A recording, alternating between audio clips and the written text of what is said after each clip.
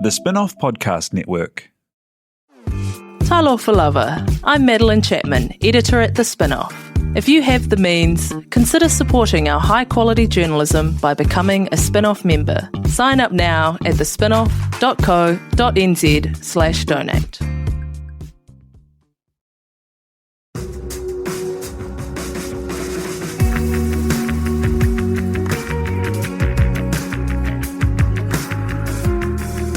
You're listening to Business is Boring, a podcast that reckons it's anything but.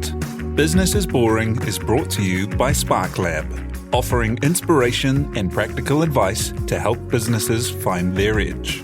To hear more about Spark Lab, including details about the latest events, workshops, and business tools, visit sparklab.co.nz. And now, here's your host, Simon Pound. Kia ora koutou katoa and welcome to Business is Boring.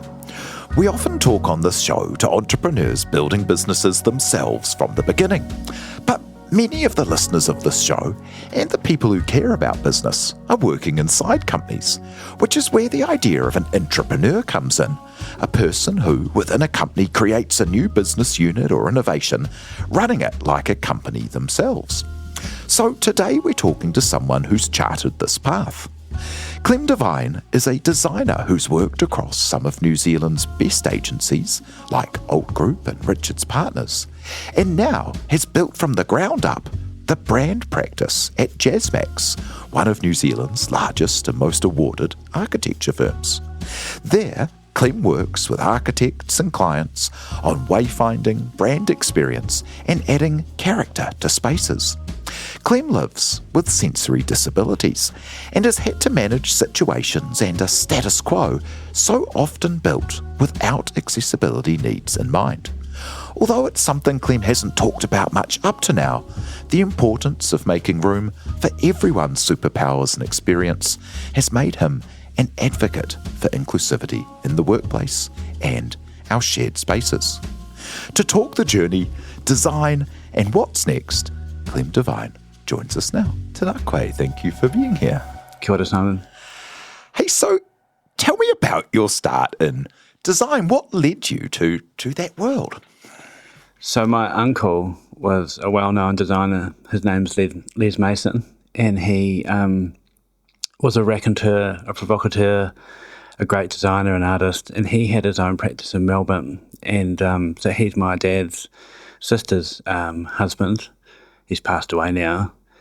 And I used to go on trips from Invercargill, because that's a very small town at the bottom of the world. And I used to go to Perth, and I used to go and hang out with them. And I got introduced to art, painting, design. I'd stay there in the school holidays. And he was always really, quite generous and quite happy to share his thoughts on life. And Gail was an artist as well, well, she still is an artist. And just over the years, I became more inspired by Les. There was colour and drama, and so when I got to sort of high school, Gail and Les actually came to Invercargill, and they stayed. They rented a house because Grandma was not well, and so they lived in Invercargill for about a year and a half. And during that time, I'd go over and we would sort of talk, have long conversations about design and about art and about books and about poetry. And then he encouraged me to go to design school, because I was painting by that stage, and I had a Jackson Pollock moment and a Rauschenberg moment and all that sort of thing. And then when I was at university, he would come over from Perth. He'd moved back to Perth by that stage. And I'd learn more from him staying for a week, and we'd drink vodka and smoke cigarettes and go out to restaurants and talk about design, and I'd show him what I'd been doing. And so he was the inspiration. He was the reason why I decided I wanted to be a designer.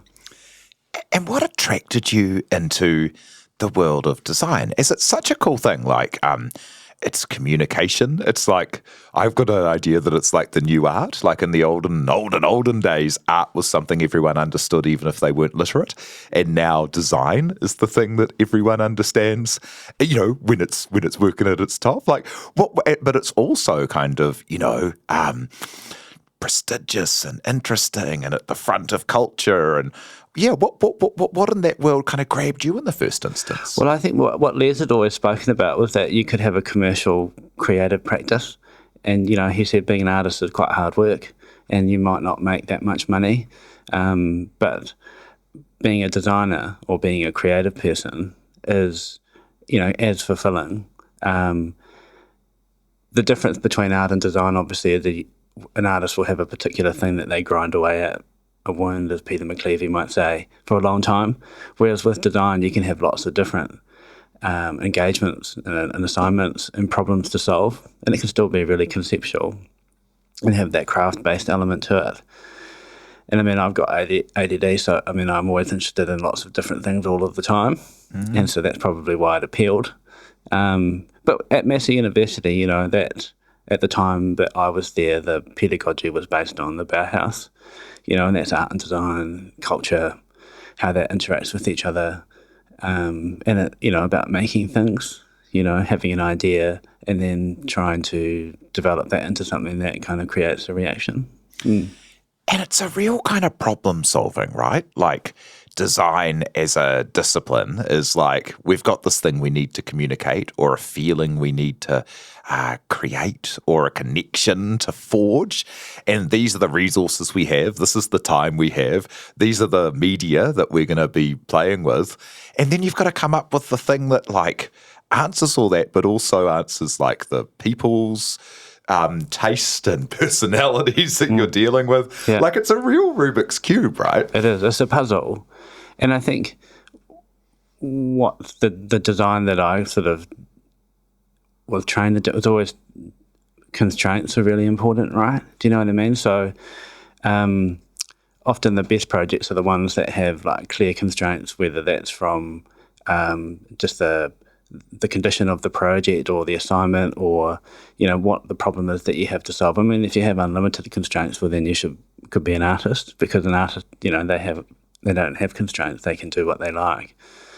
And so, but it's what excites me is when you don't have anything for a start, but you have like just the kernel or a fragment of an idea, or you have a request or a problem to solve, and then you have to be like super empathetic to try and find how you might connect different concepts together to make an idea that will then make someone feel something, whether that's to buy a product or to find their way in a building, or to want to engage with you to work on something, and I think that's what design, this is organisation of ideas, right? Yeah, and another link between kind of design and traditional art anyway is the idea of like workshops and almost, apprenticeships and, passing on knowledge from masters kind of thing.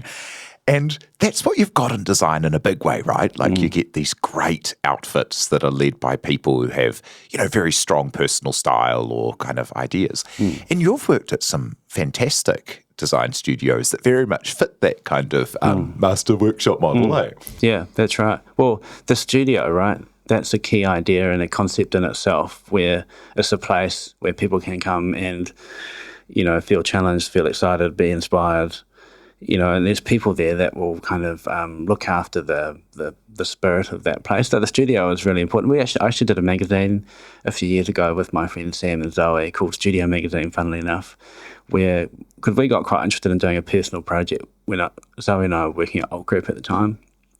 And we thought it would be a great idea to sort of make a creative passport where we could invite studios from around the world to send us images and tell us the story about how their studio works and how it's set up. And it was a phenomenal response. We did I think 5 issues. But then Sam and Zoe had a baby, so then that project sort of petered out. But the studio is really important, I think, and I think it's still the same, especially for creative businesses. Office culture, studio culture, sort of slightly different, perhaps, but I think that's why work from home was such a challenge. for a lot of creative people, because it is quite hard to be connected but not, in a physical space. Yeah, and tell us about some of the studios that you worked through as you kind of came up through your career. And, names like Alt Group and Richard's Partners are very well known inside the design community, and their work is very well known outside. But yeah, tell us about those studios and kind of what was special about them. Well, there was one studio before that, and that was iWork Design in Wellington, which was founded by a guy called Neil Partington. And he was really good at picking people. So iWork was around sort of late 90s, early 2000s. Simon Andres worked there from Red Antler.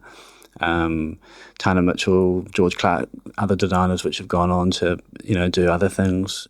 And so we did a lot of culture work, did a lot of work for hospitality businesses. It was sort of right in that sort of Wellington scene at the time. But then things change, and then I had a friend of mine who was working at Alt Group in 2005, and at that time I had heard from a couple of other people, an artist as well, that this was a hot shop, and so I had this quite simple recruitment process with Alt Group. Rang them up on a Friday after my friend Sam that said that Clem's looking for a job, so I had a chat with Ben and Dean from Alt Group, and they said, "I'll come up for lunch." So I came up from Wellington, had lunch, had a couple of beers, and then I had a contract the next week, right? So it was really simple stuff, but it was quite a life-changing moment, right? Moving from Wellington,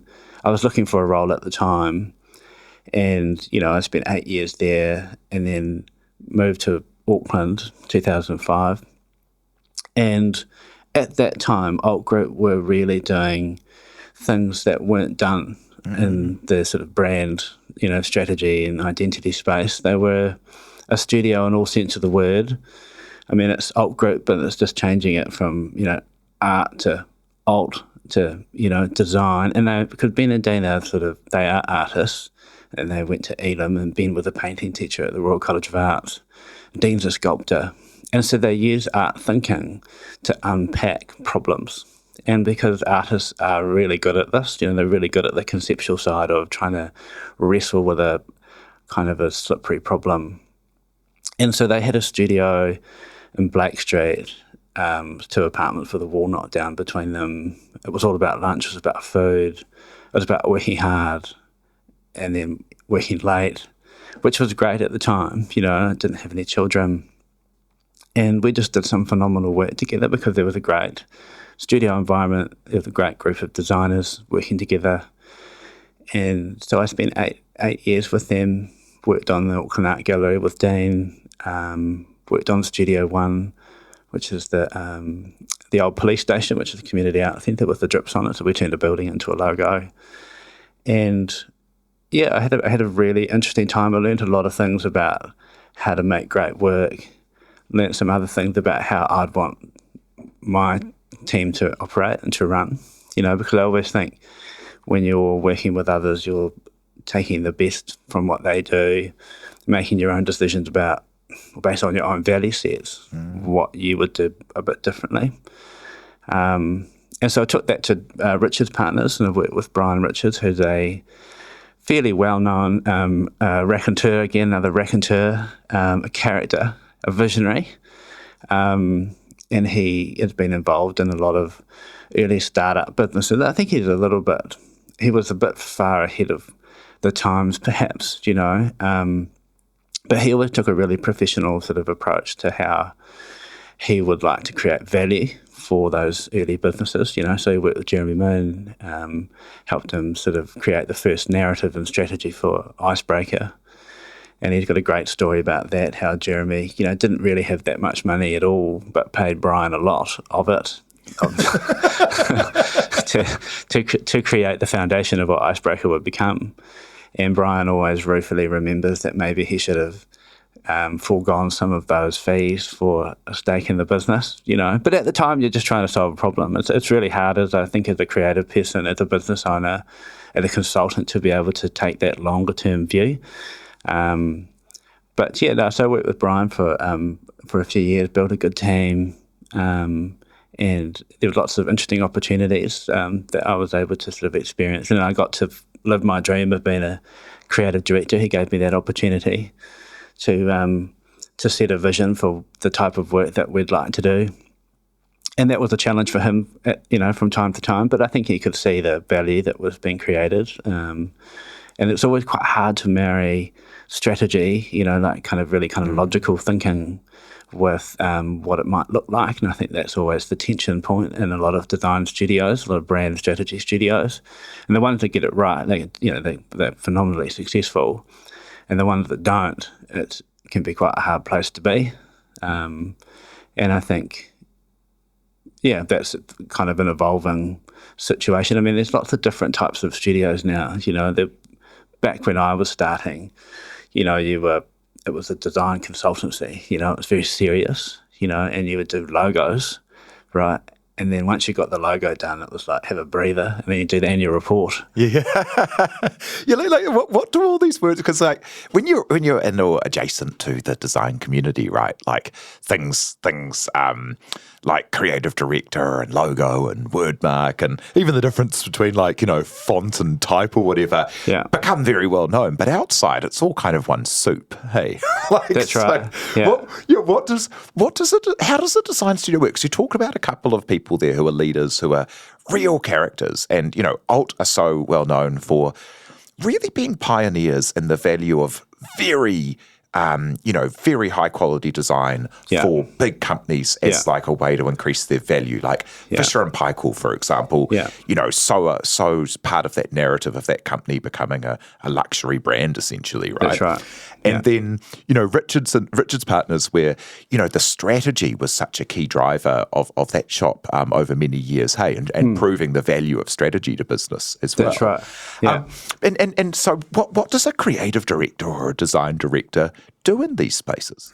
Well, I mean, it can be dependent on how big the studio is, right? But generally, you need a creative leader. So if you start with the creative director, they're always going to be that, they should be the creative director and have the mana to be able to lead the team. And often that person actually shouldn't be the best designer, the best typographer, the best copywriter, or the best at anything, but they're just really good at putting it all together, and it's only once you've had enough experience and actually understand the mechanics of all those different disciplines working together that you're able to do that. And you give people agency, right? So you give people who you've hired great staff already, right? So you need to let them do what they need to do so that they can learn how to express their own creativity and channel it into something which will make a profit. Because at the end of the day, the studio exists to be profitable. Because if you don't make profit, then you don't have a business and you don't have any freedom. You don't have any, you can't options. Can't do interesting things. You can't have nice lunches. You can't deliver things that you care about. That's right. And so the creative director should sit above the fray a little bit, but is always able to keep a good watch on what's happening and inspire the team, get them to work together and encourage ideas that that maybe people have already done, but they're not sure about the value of them. So you're kind of like an editor as well, and often people will come up with things that you never thought of, right? And then it might not even be something that you personally like, but if they can give a rationale for why it is the way it should be, then you should say, well, that sounds great, let's do it. Let's see where we end up together, right? And so you end up being a navigator and like a cheerleader and a coach and a support person, and you never do the work unless it's really bad and you have to get it done before the end of the month because you need to get your bill out. And sometimes you will pick parts of a project that you should do just so that people can see that you can still do it, because people need to believe that you actually are quite good at it, and so you need the confidence to be able to lead the team and give them confidence too, So it's sort of like it's a multifaceted role. And often the best ones, I think, are the ones that are able to just use the raw material, the people they have in the studio, get the best out of them, know what project to put them on. And then a design director normally sits under a creative director, and they're actually more just actually doing it, leading it, making sure it's done on time, making sure that the project follows the plan, all that sort of thing, so. But it's different horses for courses for different studios depending on the size. And it's such an interesting world as well, like, because as you say, there's like, ideas that are so fragile and need nurturing, and they're not normally fully formed, and then you have to be able to see where they can go. And also there's people's personal, because you're in that boundary of art, there's people's personal kind of feelings and egos and stuff caught up in what they produce. They're such funny worlds. And then you navigated those as well with a sensory disability. And tell me about that path and how that fits into a space of kind of, communication and big characters. Well, so I've got a condition called brittle cornea syndrome. And for a long time we thought it was osteogenesis imperfecta, which is like brittle bones, right? So when I was a young fella, I used to do mountain biking and all that sort of thing until the doctor said maybe that's not a good idea.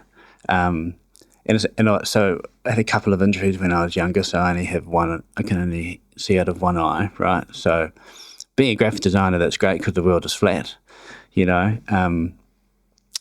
So I've got that, and then I've had a progressive hearing loss over the years since I was young, which has got worse.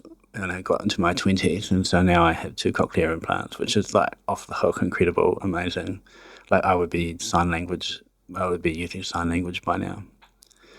But what that does is it does 2 things. The first thing is if you have great parents that push you hard and make you believe that just because you've got a different ability that everyone else doesn't mean that you're not as good as them.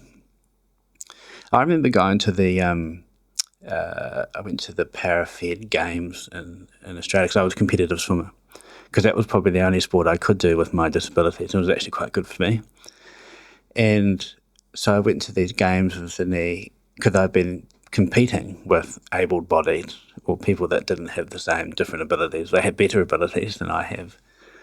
And went there, and then I found out I wasn't different enough. Right, so that was a big disappointment because I'd been operating in this gap between people that had, naturally gifted abilities, but also the discipline to keep working at it. Right, that's always the 2 things that you need.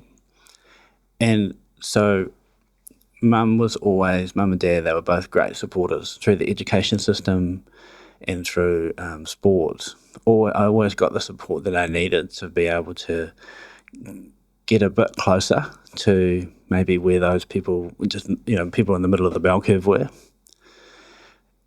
But you end up with this real drive. Just because someone says you can't do it doesn't mean that you shouldn't try, or you just have this kind of just desire to prove everybody wrong. And I think a lot of people that are successful have that, right? They're just like, well, why is it this way? Why can't I do that? Why can't we do it? Why should we try? Should we have a go?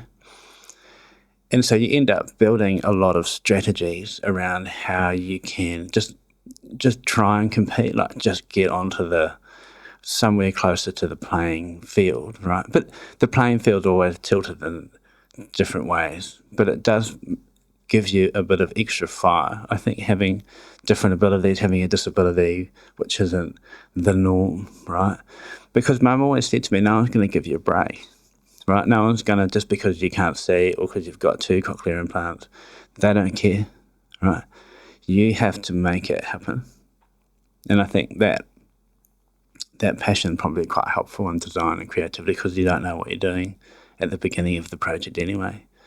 As Dean Paul said, it's just design and creativity is not knowing but finding out and having the confidence that you will at some point achieve what it is that you're looking for, And like so much of good communication is empathy and understanding and being able to think about what another person brings to a thing. And like the world, up until very recently, has been built with, such low inclusivity for anyone who doesn't fit the most standard of all molds, right? And, subway systems without any access and all of these things were just the norm, right? So what kind of superpowers does it give you to have that extra level of understanding and empathy? Well, I think empathy is the key one, right? Because you can look at people and not see them for just who they are. You become very sensitive to others and what they might be going through, and you look at them in a slightly different way. So, for example, when it comes to hiring staff, so that's one of the things that I've always enjoyed through the responsibilities that I've been given in different organisations, is to be able to do that.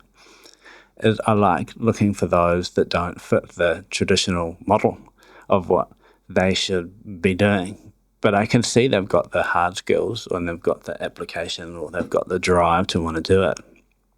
And those are the people that always do really interesting things, I feel, and they just don't conform. They're like the misfits. But then they're still very sensitive and empathetic as well. They're good people.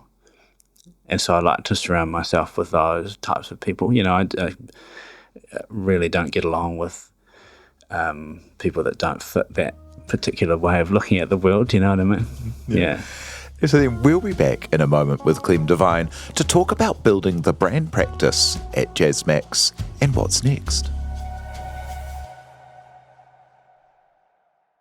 Spark is proud to partner with the Sustainable Business Network and the Climate Action Toolbox. The free Climate Action Toolbox can provide you with simple step-by-step guides to measure and reduce your emissions. Help lead the way to a low-carbon future for New Zealand. Visit sparklab.co.nz/sustainability to find out more. Ready to rediscover the joys of cycling? With over 300 kilometres of cycle paths across Tamaki Makaurau, jumping on your bike and going for a ride is such a fun way to discover the city from a different perspective.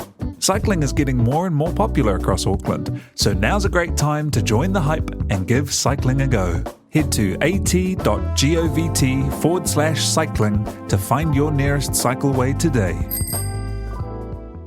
Raising capital or taking your business to the world?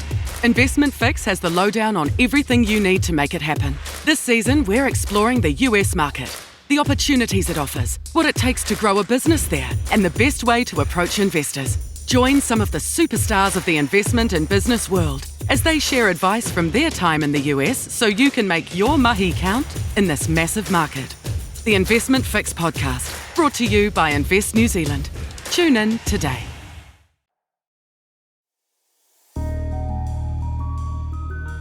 Hoki mai anō, and welcome back, where we're with Clem Devine. So, tell me about the path at Jasmax, which is another place that, everyone will know the work and people in the industry know the company. But tell us about what Jasmax is and does, and where brand design lives in that world. So Jasmax is one of the longest established architecture practices in Aotearoa. We're also in Australia now. We've got a small Sydney presence. And so Jasmax has been around in a few different forms. It used to be called JazMad back in the day, when they used the last letter of the principals' names, and then it changed to Jasmax when the three practices came together because they won Te Papa, right? And then it became Jasmax. So they had 10 principles. So they dropped the D and the X, right? And so over the years, Jasmax has had this really entrepreneurial streak behind it, in the sense that in the early days they developed their own buildings to make some extra money. They had an exhibition design team. They worked on developing trade manuals and specifications, and that was a business that got spun off. So they've always had the DNA of the company is architecture. But we have other disciplines, interior design, landscape architecture, urban planning, master planning, and then brand design. We've got carbon consultancy. So it's always a ever-changing kind of collection of, commercially orientated, but also culturally quite aware people trying to make things which will last for a long time and are reflective of their place in in the landscape and how that impacts on on the wider community. Yeah. And in that world, what's the role of like a brand practice in there? Well, it's a bit new in New Zealand. The inspiration for brand design came from a lecture I went to by a guy called Kettle Larson from Snowheater, which is a practice that is originally from Oslo. And when they started, they had a true multidisciplinary team. So they had an architect, a landscape designer, a graphic designer, and I think there might have been an interior designer. Don't quote me on it, but they had these 5 founding partners who had different disciplines. And what they realised is when you put those together, you can create something actually very powerful, because each one of those disciplines has a different pedagogy and a background and a way of working, which, if you get the conditions right, it can be really complementary. So I was inspired by that lecture because they always have very strong ideas behind their buildings, and I saw that the wayfinding and the signage was always really good. And then I investigated them further, and I saw that they had this graphic design or brand design practice. Because obviously their model is too the same at Jasmax, is you can pick up work through the larger portfolio, which is flowing through the studio at any one time. And so a couple of the key projects that I really enjoyed, one at Alt Group and one, a couple at Alt Group really, with the sort of wayfinding projects, one for the Auckland Art Gallery and for Studio One. I really enjoyed those. I liked creating things which then went into a spatial environment. And there was another, there's Paula Scher, she's a really well-known designer based at Pentagram, and she transitioned into what's called environmental graphics, right? Within that sort of design world, but you still have to keep it quite discipline specific. So you've got to make sure that it relates to the organisation that you're working in. So wayfinding signage, and every building needs wayfinding, right? And that has been, one of the things that we've been trying to really build up at within the brand design team, and within Jasmax, the understanding of great wayfinding and thinking of things differently at the beginning of projects. Thinking about, where the reception should be, thinking about people with different accessibility needs, where should they go, so it just brings a whole new lens to the projects that we get to be invited to be part of. And what are some of the projects that you've been able to work on? I see some of the great work where my kids are at school at Western Springs, and a lot of people would have been through AUT. Yeah. Well, so Western Springs College, we did the wayfinding program for that campus, and that was one of the first projects when I was trying to get this thing stood up, right? And didn't really know quite what I was doing. I've got a senior wayfinding designer now. He kind of helps a lot. But that was sort of thinking about how we could make the wayfinding and the signage elements look like they were part of the design of the building. Often these things come right at the end. We're getting better now that things come right at the beginning, where you think about where things should go. And then AUT, that was an opportunity that came through because we were doing this for the Te Ahuru, where we were asked to, have a look at some super graphics or environmental graphics, which is a traditional thing for a graphic designer to do. And then we just began that process of visualising what the future of play might look like, because rec centres are all different these days. There's lots of different things that people want to do. As kids, they just want to hang out and play video games, but and so that was successful. We were given license to work on it, and we brought the stakeholder group along the journey and created something which I think is quite beautiful and integrated, and will be there for a long time. Yeah, and kind of joyous and colourful and contemporary and energy, and really big kind of colourful feel, if anyone hasn't seen that work there. And so, we talk a lot on the show to people who are, entrepreneurs building businesses on their own. But this concept of like an intrapreneur, someone that within a business builds their own team, it's all the same stuff, right? You've got to like hire a team, build out, find your customer, run your P&L, operate within the kind of environment around there. How have you found that journey to, and every design studio is run in a sense of that as well, but how have you found that journey within a larger organisation? I don't think it's been that much different really, because I still had to pitch it. Jasmax had to invest in me and my idea and believe in what I was wanting to do. So it took about 18 months of planning, business plans, projections, forecasting, really trying to understand the mechanics of how this practice was going to make some money, because it's pretty hard to run a practice if it doesn't make money. So there is a responsibility with that. And so it just started off with me, myself and I, and I was close to the printer because they thought I was a graphic designer. This 5 years ago. I mean, I can't even remember the last time I printed something out. That's how the world changed. But I just followed the plan, and I just followed the graphs that I put together. And I was very honest when I started. I said that it would be a real challenge for me to win work. I'd not really done that before. I'd always had, Brian Richards, one of the great salespeople, well connected. I knew that I was going to have to do this myself, and that was something which I didn't have a lot of confidence in at the time. But they said, "Well, you'll learn," and often you're going to get chucked in the deep end to learn how to do that. And one of the first projects I worked on, or part of the team, was the Expo 2020, and that was the one that really kind of got enough confidence going within the business. I could hire my first designer, and we worked on we created a typeface, we worked on the wayfinding, we would help sort of form some of the early conceptual ideas. And so that was what really got us, but we were just doing anything, that had a fee attached to it at the time. That's what you have to do when you're starting, right? And then you build your reputation through that.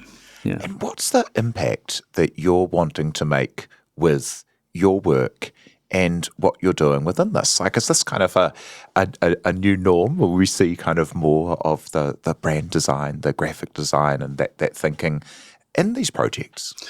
So there's probably two things. The first one is I've always thought that making things that last a long time is a good idea, in this age of sustainability. If you create something really beautiful and well considered, it should be there for a while. And often with the large-scale public projects that we work on, they will be. So you may as well make it for all of those people that are going to see it or interact with it, make it really great, And then I guess the second thing is using our skill set as visual communicators and storytellers, I think, is something that we're continually working on at Jasmax. So using the natural innate skill sets of graphic designers or brand designers to help influence the conceptual underpinning of an idea for a space, for a place, or a building might be one of those things that comes out of it. Because when you come from that background, that is your core kind of superpower. It's making those kind of connections, thinking sort of in words and phrases and feelings to sort of create messages and ideas that are easily understandable for a group of people that are building, which is often quite complex. And then also we do a lot of work, obviously, in the mana whenua space, in Te Ao Māori, looking at the world from a Māori perspective. And that's all storytelling, right?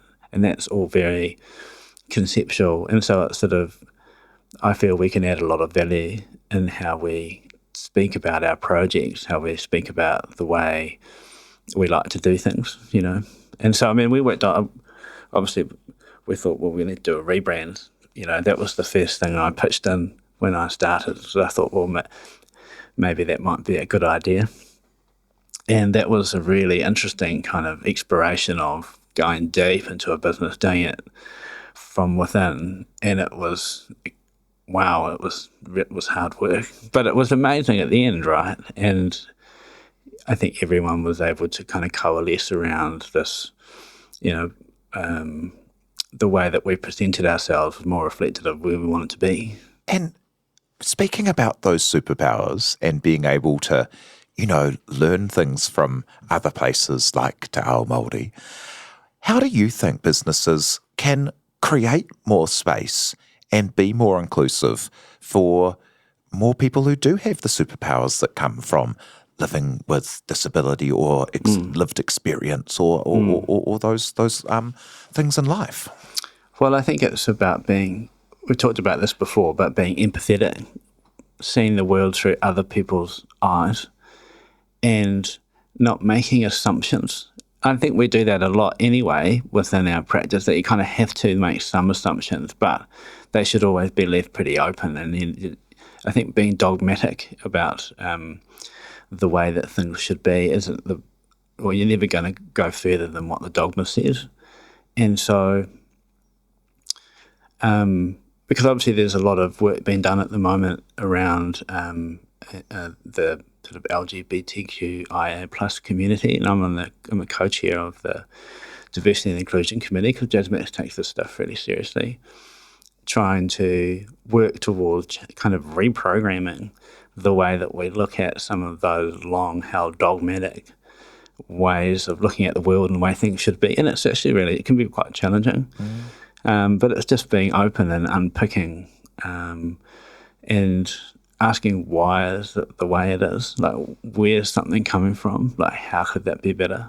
And it never being an afterthought, because I think that's something that for inclusivity and accessibility, it's so often, thought of too late. And, you always hear that when people try to partner with people on projects with a Te Ao Māori perspective, it's always too late, it's got to be from, and like you're saying with design, wayfinding and thinking about the experience needs to come in earlier. It's a really common theme, hey? Yeah, but there's a whole lot of tensions though, right? Because the process is really difficult and there's commercial realities that are involved as well.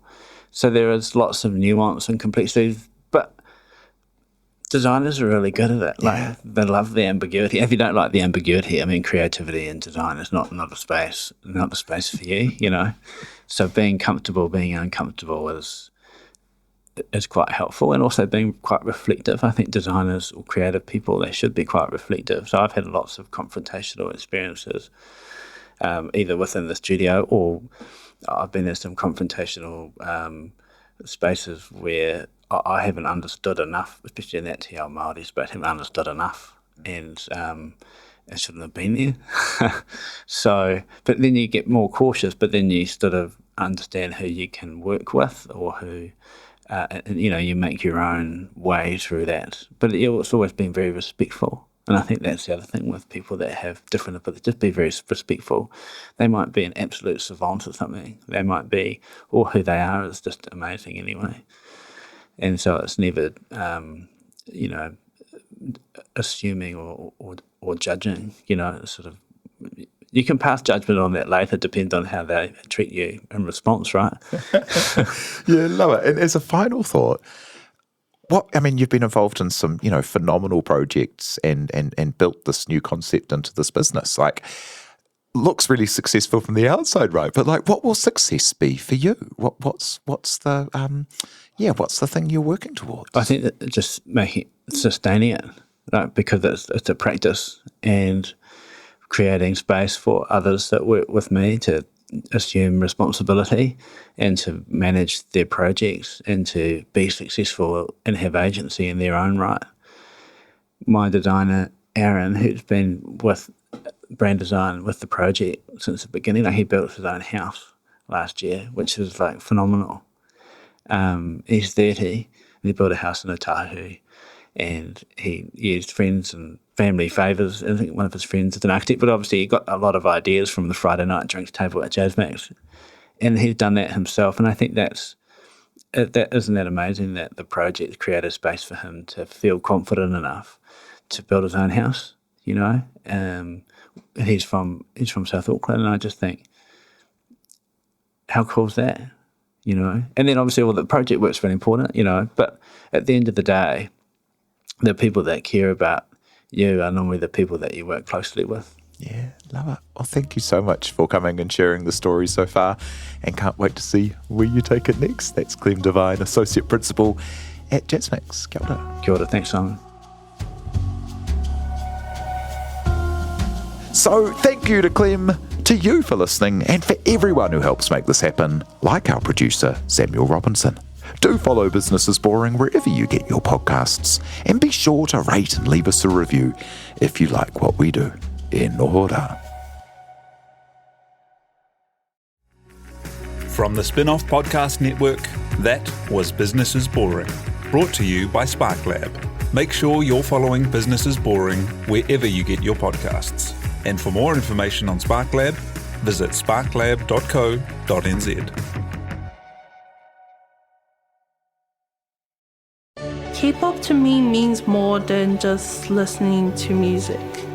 It's learning to be myself. The Spin-Off's new documentary, K-Pollies, follows 3 Pacific youth obsessed with K-pop.